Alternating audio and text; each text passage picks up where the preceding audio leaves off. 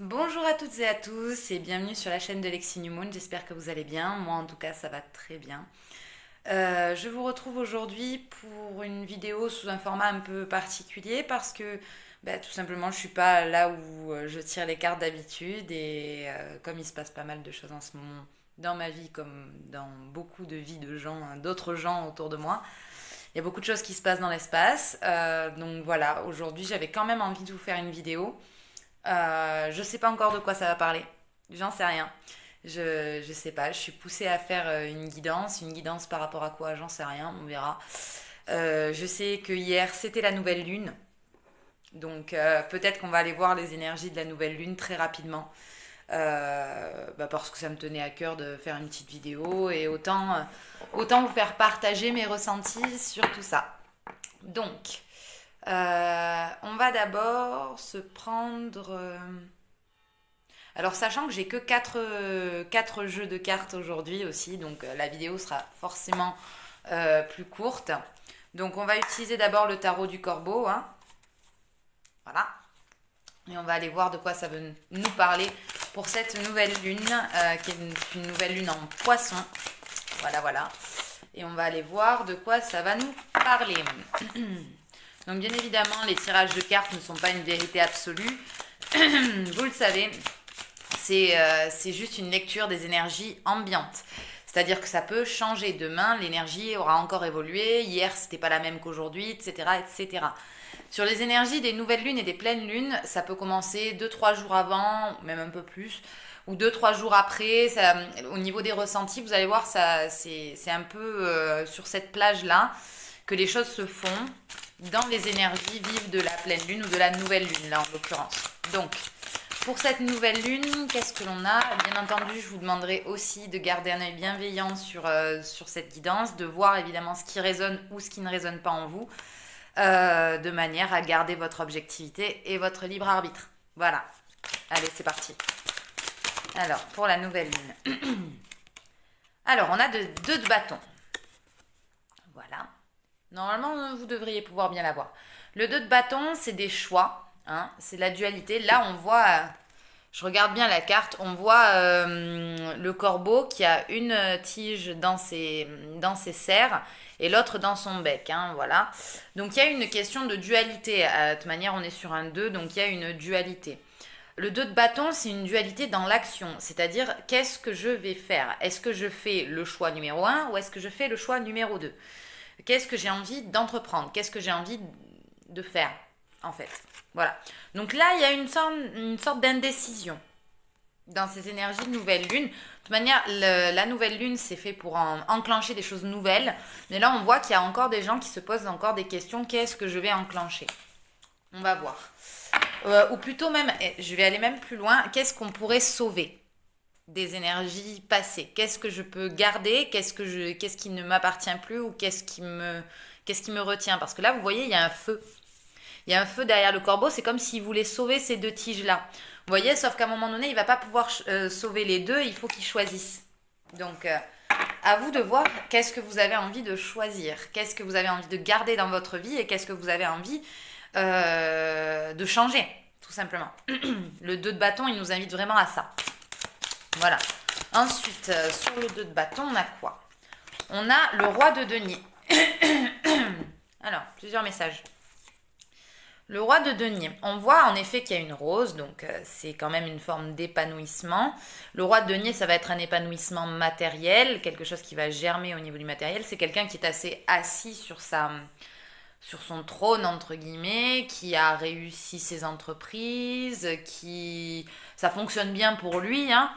Voilà, mais bon, il a toujours ce côté novateur, ce côté investisseur, dans quoi, vous voyez, on revient un peu sur cette énergie-là, dans quoi j'ai envie d'investir mon énergie. Là, il y a quand même quelque chose qui me tilte, c'est quand même ces épines sur cette rose, c'est-à-dire qu'on nous invite à dire, par rapport à ce choix-là, que quoi qu'il arrive, il y aura des aspects positifs et des aspects négatifs dans le choix. Que ça soit pour le choix 1 ou pour le choix 2. Donc en fait, quelque part, le roi de denier, il nous invite à aller se demander un peu quelles sont les épines qu'on est prêt à avoir dans sa main et quelles sont les fleurs qui sont beaucoup trop douloureuses, on va dire, au niveau des épines. Et c'est pas encore le moment pour nous, quoi. C'est un peu ce choix-là. Grosso modo, c'est vraiment qu'est-ce qui vous va le mieux. Avec quel défaut, entre guillemets, avec quelles contraintes vous êtes prêt à avancer. C'est ça. Cette nouvelle lune, elle va vous poser un peu cette question-là. Ensuite, en force majeure. Hop. En force majeure, on a le cavalier d'épée. Le cavalier d'épée, il y a un ciseau avec une pointe en sang, c'est-à-dire qu'on a coupé des liens. Pour moi, le cavalier d'épée, alors évidemment, le cavalier d'épée, ça va être une question aussi de communication. Il va peut-être y avoir des communications autour de ce choix. Des communications par rapport à des choses toxiques, justement, qu'il faudrait peut-être couper. Des liens toxiques avec des personnes, avec des situations qui ne vous correspondent plus, justement. Vous êtes plus prêt à vous farcir les épines. Vous en avez marre, vous coupez. Là, clairement, les énergies ambiantes de cette nouvelle lune vont vraiment vous inciter à couper avec des choses du passé, avec des choses qui ne vous appartiennent plus, avec des choses qui ne vous servent plus aujourd'hui pour vous réaliser. Voilà. Ça, c'est vraiment en force majeure. Voilà. Alors, je suis désolée, on ne peut pas voir l'ensemble des cartes, mais bon, je vous les montre quand même. Voilà. Désolée. Là, j'ai pas mon trépied, j'ai rien, mais on fait avec les moyens du bord. Voilà. Alors, en résultante. Alors, moi là, j'entends pour certains, il va y avoir, avec la carte de l'ermite, une profonde introspection par rapport à ça. Ça va, ces petits choix-là, parce qu'au début, ça paraissait assez petit, au final, ça va être des choix qui vont vous poser de sérieuses questions, qui vont vraiment vous faire réfléchir dans votre profondeur, dans votre grotte. Hein. Voilà. Parce que vous avez un objectif qui est représenté ici par la lanterne. Vous avez quelque chose, une envie, une intuition. Mais vous avez besoin d'y voir clair. Et pour y voir clair, des fois, il y a besoin de prendre du recul. Et l'ermite, c'est exactement ce qu'il fait. Donc clairement, ces énergies-là, elles vont vous inviter à prendre un temps de pause et à prendre un temps de recul, à vous remettre un peu dans votre grotte pour savoir un peu ce que vous allez en faire de ces énergies-là. Voilà. Bon. Et en synthèse... Hop. En synthèse, j'ai le 6 de bâton. Le 6 de bâton, pour moi, c'est une réussite, c'est une célébration. C'est un alignement aussi. C'est les lauriers. Vous voyez, il y a vraiment quelque chose, vous êtes dans une optique de réussite.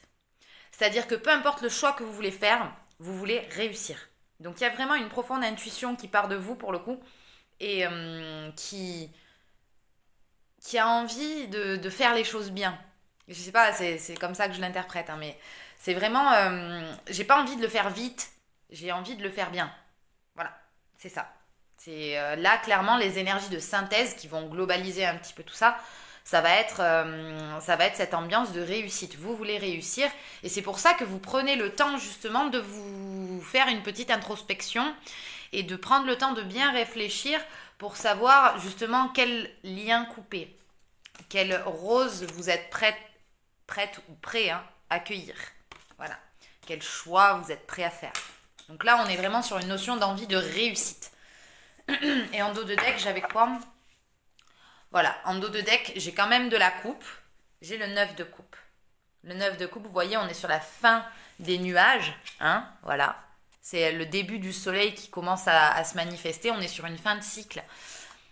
Une fin de cycle émotionnelle, peut-être quelque chose qui a été lourd à porter aujourd'hui, mais que aujourd'hui vous vous aspirez au bonheur. Hein. Vous voyez, c'est un peu cette histoire de 6 de bâton, de réussite. Hein. Donc voilà, vous aspirez au bonheur, vous y allez, vous êtes droit devant. Foncez. Foncez, mais réfléchissez. Réfléchissez sur ce que vous voulez vraiment ou pas. Parce que là, visiblement, ce choix-là implique peut-être même des responsabilités, des questionnements sérieux sur lesquels il faut s'accrocher. Voilà. Allez, on va aller voir avec l'oracle de la triade un petit peu ce que ça nous raconte. Alors, ok.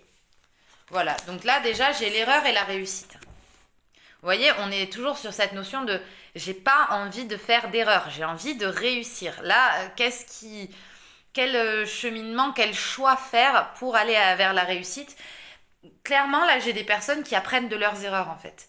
qui, qui font l'effort de l'introspection, qui font l'effort de la remise en question et de se dire là, pourquoi ça n'a pas marché là, comment je fais pour que ça marche ici. Voilà, donc j'ai des gens qui apprennent de leurs erreurs avec ces cartes-là. Ok. Ensuite, hop là. Alors, j'ai la tentation en face de ça. J'ai quand même la tentation, le chiffre 11, peut-être pour les liens d'âme ça vous parlera, mais j'ai la tentation. J'ai la tentation de croquer la pomme. Vous voyez, on retrouve la même métaphore sur la carte. J'ai des gens qui sont tentés de croquer la pomme. Voilà. Mais qui sont quand même assez focus sur la réussite. Donc, mais il y a de la tentation. Peut-être autour de vous, il y a des choses qui vous font douter. Vous voyez? Bon. En force majeure, on va aller voir. Ok. Alors, bon, clairement, ça va peut-être parler au lien d'âme. Hein. Là, on est sur une fusion. Sur la fusion. Bon, bah la fusion, hein. La fusion, c'est avant tout en soi et pour soi. C'est-à-dire que c'est le moment où on rééquilibre notre énergie yin et notre énergie yang et où on devient totalement et pleinement soi-même. C'est-à-dire qu'on devient une personne équilibrée dans ses actions et dans ses émotions, en fait, qui sont cohérents avec leur âme. Tout simplement. C'est pas quelque chose qui est facile à faire parce que pour atteindre cette fusion, justement, il y a beaucoup de nettoyage à faire, que ce soit du nettoyage karmique, des nettoyages des blessures, des expériences passées, du transgénérationnel, des choses que vous portez de votre famille, des mémoires cellulaires familiales en fait, des schémas répétitifs, des choses comme ça que vous êtes poussé avec la carte de la fusion en force majeure, vous êtes poussé à nettoyer. Donc c'est pas pour rien que quelque part on vous met le doute avec la tentation. C'est un peu comme si on vous disait voilà, là tu es confronté à un schéma répétitif, admettons. Est-ce que tu vas répéter ou est-ce que tu vas être en accord avec ton âme, en accord avec toi-même et en accord avec ce que tu vibres? Est-ce que tu es prêt à prendre des risques pour ton âme? Voilà. Et la fusion en force majeure, elle va vraiment appeler justement les âmes à fusionner en elles-mêmes, donc à rééquilibrer les polarités. Et du coup, on va aller voir où ça mène. Hein. Voilà, tout simplement. Allez, c'est parti, s'il vous plaît, mes guides. Hop là, j'ai les cartes. Alors, ok. La foudre, l'isolement. Vous voyez, toujours en résultante. Hein. On avait l'ermite tout à l'heure à cette place-là. Et là, à nouveau, on nous donne la foudre et l'isolement. La foudre, c'est quelque chose, c'est un événement soudain qui va venir déconstruire quelque chose une croyance limitante, par exemple. Quelque chose qui va vraiment venir vous chambouler pour détruire ce qui n'a plus lieu d'être, entre guillemets, ce qui n'est plus en accord avec vous-même et qui va vous permettre d'avancer. Ça peut être quelque chose d'un peu violent, ça peut être quelque chose d'un peu déstabilisant, déboussolant, chamboulant, hein. La tour, la foudre, c'est comme la maison Dieu dans le tarot. C'est la tour, c'est bram. Il y a un truc qui se passe, qui casse, mais c'est pas forcément quelque chose de négatif. Parce que derrière, il y a une réflexion de l'âme. Parce que tellement on est chamboulé qu'on retourne dans son intériorité, dans sa fameuse grotte, on va refaire l'ermite, on va se remettre à l'isolement et on va se demander pourquoi est-ce que ça s'est arrivé et est-ce que c'était vraiment en accord avec moi-même? Est-ce qu'il n'y a pas quelque chose à reconstruire dessus? Justement. Donc là, en résultante, on a vraiment l'introspection par rapport à un événement soudain. Ou une prise de conscience. La foudre, ça peut être aussi une prise de conscience.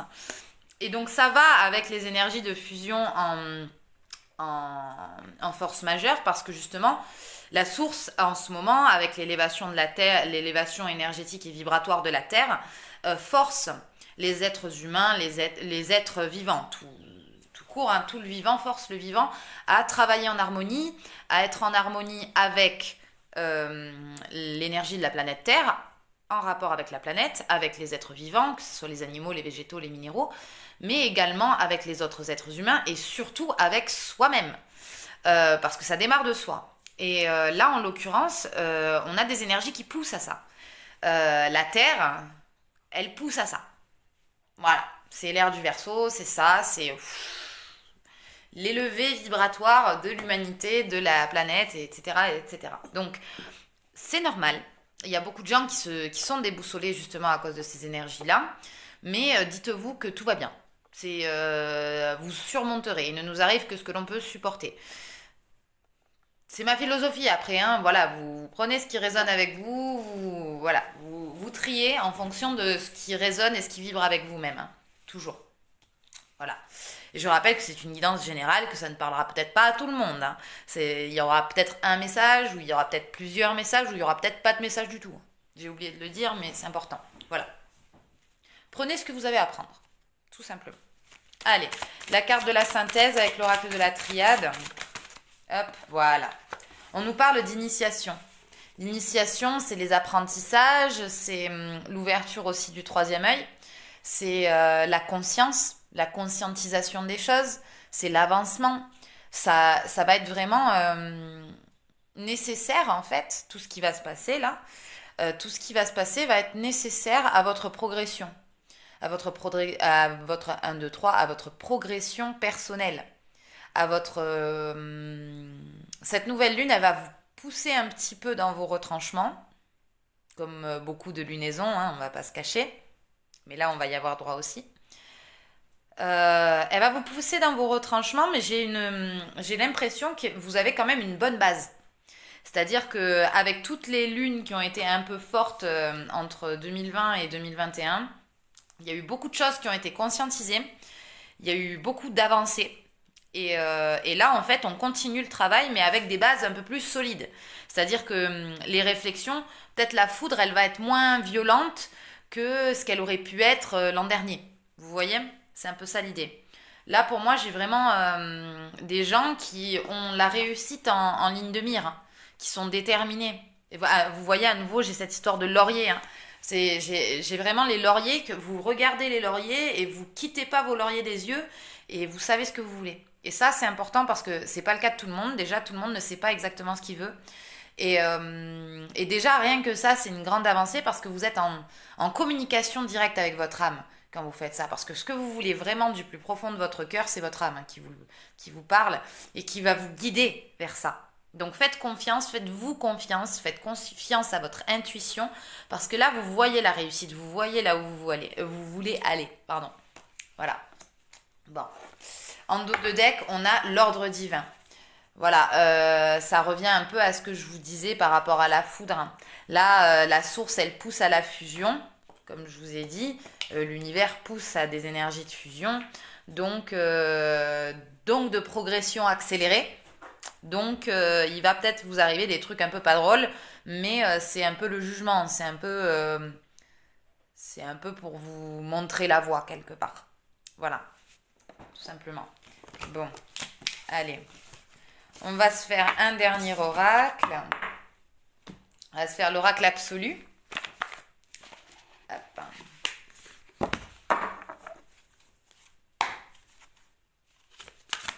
Alors, pour cette nouvelle lune, qu'est-ce que l'oracle absolu a à nous dire? Alors, vous voyez à nouveau, c'est incroyable. J'ai la carte de la réussite, des honneurs. Les honneurs, chance, réussite, succès. Voilà. Regardez à nouveau cette couronne de laurier. Hein? Elle est là. Hein? Vous en ce moment, vous êtes dans des énergies où vous avez envie de réussir. Clairement. Vous êtes focus. Et continuez. Gardez votre focus en tête. Et ne quittez pas ça des yeux, quoi. Clairement. Parce que là, vous avez de la chance. Vous êtes en train d'attirer la chance. Plus vous êtes en accord avec votre âme, plus vous attirez des choses qui vont être bonnes pour vous. Et qui vont aller dans le sens de votre âme. Voilà. Alors des fois, ça prend pas la forme qu'on espère, ça prend pas la forme qu'on a vraiment visualisée totalement, mais à la finalité, même si on comprend pas pourquoi il y a telle ou telle chose qui nous arrive sur le moment, après on réalise avec le recul ce que ça peut nous apporter, ce que ça nous a apporté, et en effet, ça va dans le chemin de notre réussite personnelle, et au final, ça concorde bien au niveau de l'apprentissage, de l'initiation qu'on a pu avoir. Voilà. Alors, face à la réussite, on a quoi? Ouf, il y a 2 cartes. Hop. J'ai la souffrance et l'inimitié.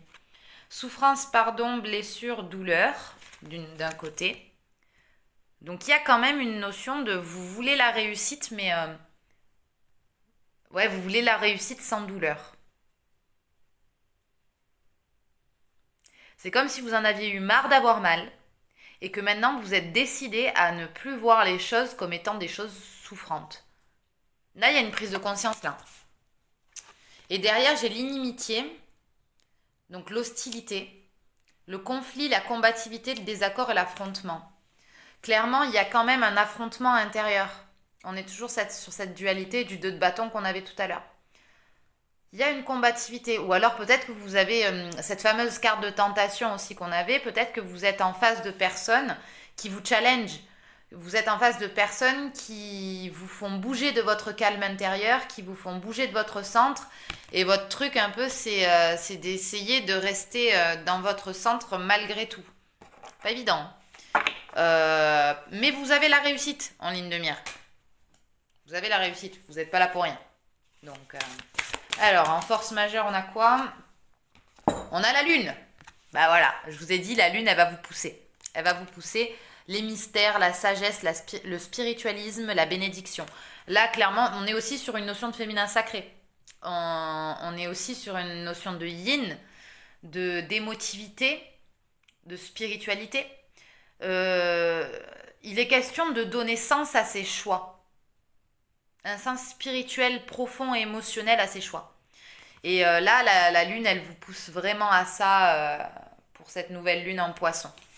Elle vous murmure, je ne sais pas si vous voyez, mais elle vous murmure à l'oreille un petit peu des choses. Vous voyez, la lune, elle vous murmure des choses. Donc écoutez ce que la lune a à vous dire. Demandez à la lune. Comme dans la chanson d'Indochine. Allez, alors en résultance, on a quoi? Ok, on a 2 cartes aussi. Alors, on a l'enfant et la jalousie. L'enfant représente l'insouciance, la curiosité, l'immaturité ou le cadeau. Et la jalousie représente l'analyse, l'envie, les médisances. Peut-être par rapport à cette combativité où je vous disais que vous étiez peut-être face à des gens qui challengeaient un petit peu votre bien-être, votre alignement, tout simplement, qui vous font un peu sortir de vos gonds et vous avez besoin de respirer pour apaiser, pour rester tranquille, pour rester dans votre ligne de mire. On est peut-être sur des gens justement qui vont vous challenger par rapport à ça parce que tout simplement ils sont jaloux.